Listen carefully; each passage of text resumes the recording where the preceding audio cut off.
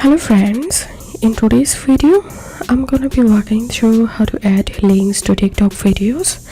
But before getting started this video, make sure to subscribe 5-minute solution. So first of all, tap on this plus icon and upload your video, or you can capture a video. Then tap on done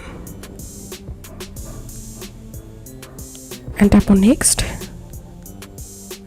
And here you'll find this add link option. So all you have to do is just tap on that and now select a link option, and you can select any of them. So I'm going to selecting this link, and here you can see the link has been added, and now you can post the video. So that's how you can add links to TikTok videos. If this video helped you, give a thumbs up and please consider subscribe to 5-minute solution. Thank you for watching.